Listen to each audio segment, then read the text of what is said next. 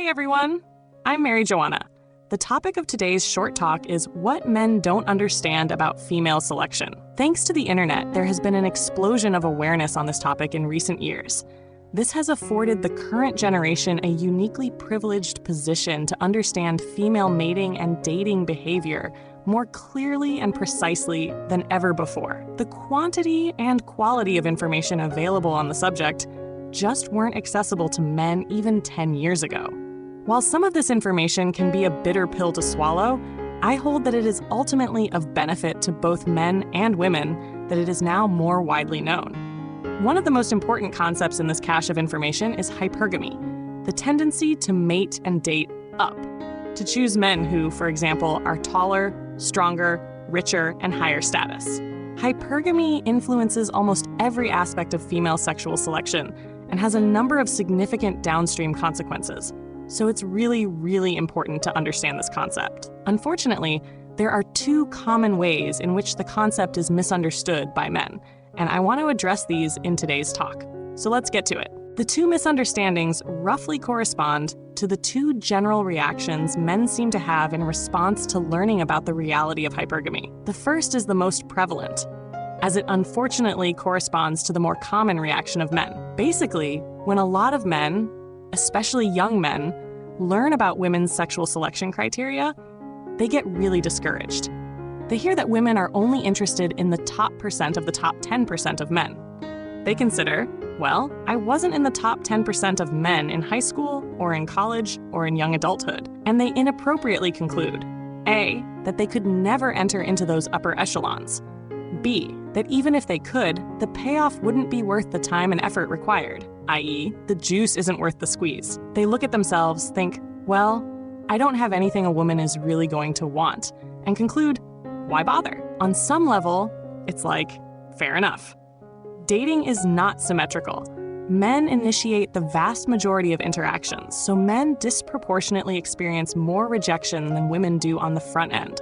Women terminate the vast majority of relationships, so men disproportionately experience more rejection than women do on the back end. This rejection can be painful on a number of different dimensions. These men may rationally conclude that a high-risk, low-reward endeavor doesn't make sense for them. If we were talking about investing their money, we would call this decision prudent, and no one would have a problem with it. On the other hand, lots of people seem to have a problem with the same decision being made about women. These men need to grow up, man up, stop sniveling, and frankly, fall in line. This is hardly fair and would likely make a good topic for a future video. However, my point here is that these men misunderstand the payoff of hypergamy. After all the time and effort expended to align with the criteria of hypergamy, the payoff is not that a woman has ultimately provided security and material resources, or even that a man is offered sex and a relationship. The payoff is the growth and prosperity that redound to the man as a result. What does this mean? Well, a top 10% man can only indirectly benefit a woman, and then only if she can acquire and maintain access to the man. However, a top 10% man directly benefits himself. He directly benefits from being stronger, wealthier, and higher status.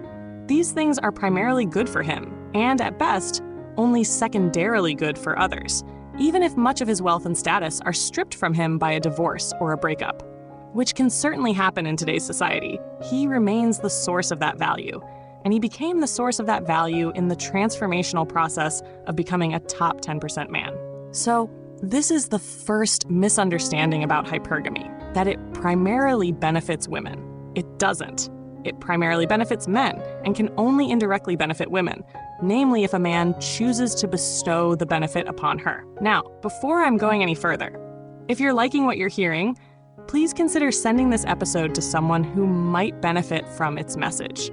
It's word-of-mouth referrals like this that really help to make the channel grow.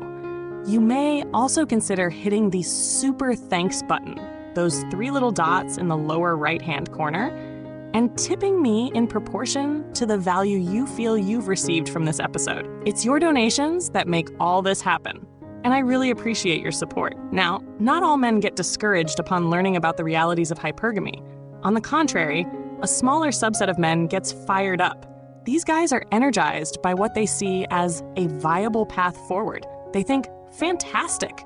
With this information, I can kind of hack the game. I can analyze what really works with respect to mating and dating, and I believe that I can bring myself in alignment with female selection preferences. I can get rich, I can get fit, I can get smooth. Let's go out there and get this bread.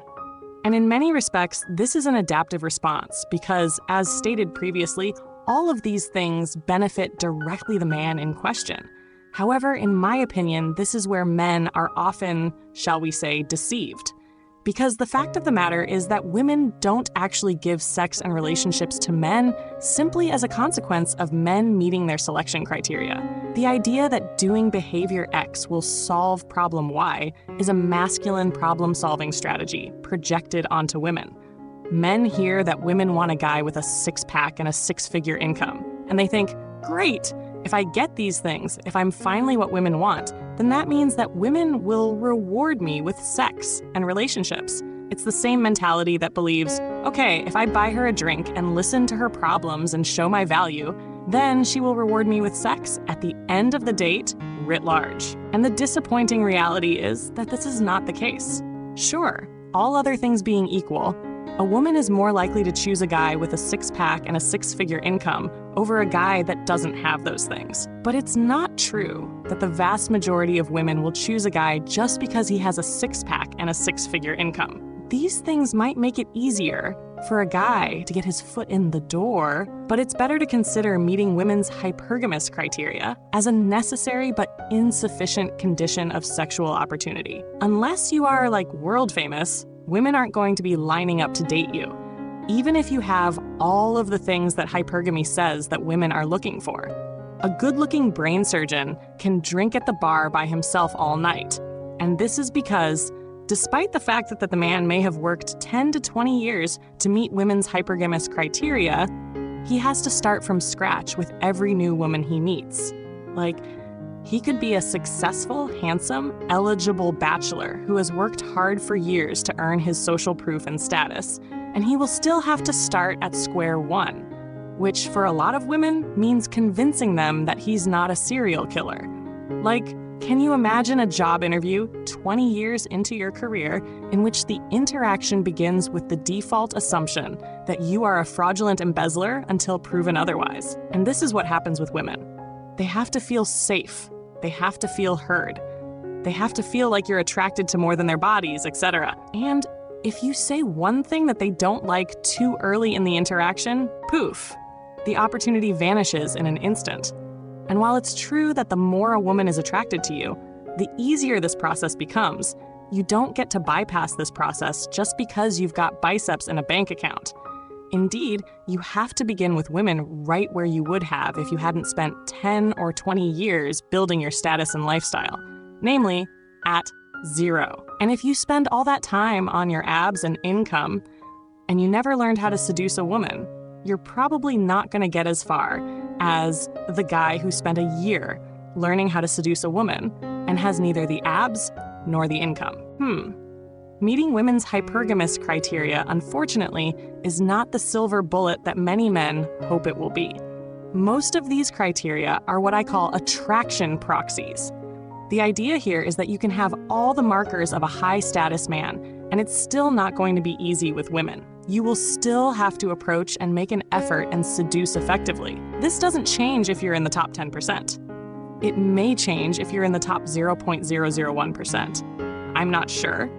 But it definitely doesn't change in the top 10%. Being a high-value man does not lead to effortless sexual opportunity, and that's a bitter pill to swallow. You could be a neurosurgeon underwear model who makes 7 figures a year and shelters abandoned puppies, and the woman is still going to ask herself questions like, does he remember the day we met?